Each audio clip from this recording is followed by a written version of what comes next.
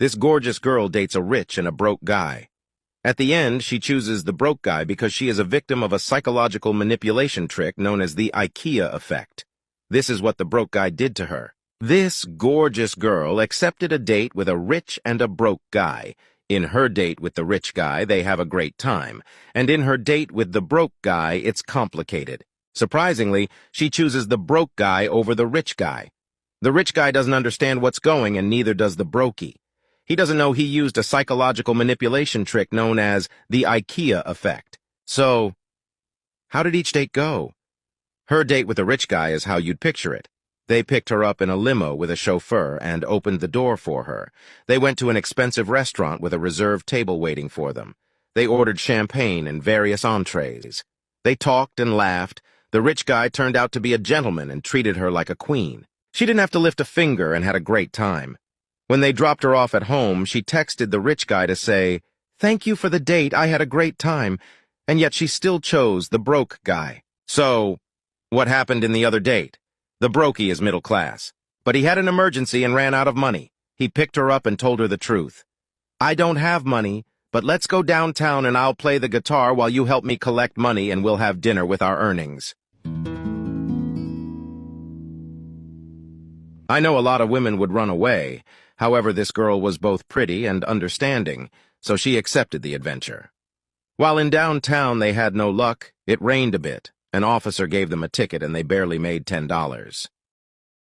Looking back at it, she didn't understand what had happened. She still doesn't know why she chose the brokey. Objectively, she didn't enjoy working downtown, and she did enjoy being spoiled by the rich guy. But it'll all make sense with the IKEA effect and the mystery of the $10 dinner. Now let's talk about IKEA. They make furniture with okay quality. It is not bad and they are not ugly, but they are not good either. If you see an IKEA table at a friend's house and they ask you to rate it from 1 to 10, you would look at the quality and say 7. Now if we ask your friend how much he likes it, he would rate it a 9 or a 10 according to a Harvard study. Now, who is right? You are right, the table is not very good. But why is your friend confused? What happens is that IKEA furniture has to be assembled by you. It isn't very difficult, but you do have to invest an hour or two depending on how dumb you are. And while the majority of people don't enjoy assembling the furniture, they feel accomplished when they finish it. You look at the furniture objectively, but they have a deeper connection to the thing because they put in the work. And you may now be wondering what happened in that $10 dinner that made the pretty girl fall in love.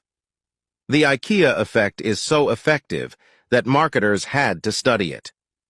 Let me tell you a funny story that shows the IKEA effect. When instant cakes first went on sale, it was an awesome product. You would add water to the mix, put it in the microwave, and you would get a delicious cake. The weird thing is that no one wanted to buy it. They wondered why. The flavor was good, the price was fair, but it turned out that they were too easy to make. Part of the pleasure of baking a cake is serving it your guests and saying, "This is my masterpiece." But no woman felt proud of baking an instant cake. They felt like they were showing off cooking an instant meal. What the company had to do was to completely remove the eggs and milk. That way the cake would be harder to make, and women would feel prouder. Now that they had to mix in the egg and the milk and perhaps decorate the cake with a fruit, now it felt like their masterpiece. The same way your friend fell in love with his furniture because he built it. Victims of the IKEA effect. The IKEA effect is a cognitive bias in which you value something more because you put effort into it. Now let's rewind. What happened to this girl? Whom, after going to a French restaurant in a beautiful limousine in which she was treated like an absolute queen, while not having to lift a finger, she chose the brokey, with whom she went to get tacos and had to share a soda because they only had $10. What happened is that in her date with the rich guy, she felt like an outsider. They effortlessly gave her everything. Of course she likes the French restaurant, but no French meal tastes as good as the tacos that you earned by working and sweating hard. The brokey, without realizing it, uses the IKEA effect all the time. For example, when he is depressed and has a problem, he tells her, and allows her to be part of it with her ideas, leading to her feeling included when the problem is solved, sharing the joy with the broke guy because she feels included. Or, for example, the broke guy does not have a mansion like the rich guy, but one Saturday afternoon he invited her over, and together they painted his room. She even painted a butterfly and wrote a romantic poem in Spanish. They then went to a shop and bought plants to decorate the room. And truth be told, you or I walked in the room, we would not be amazed. But it is different for her. She is blinded because it is hers. She sees it as her creation. The broke guy uses the IKEA effect, making her part of his life, while the rich guy gave her everything effortlessly.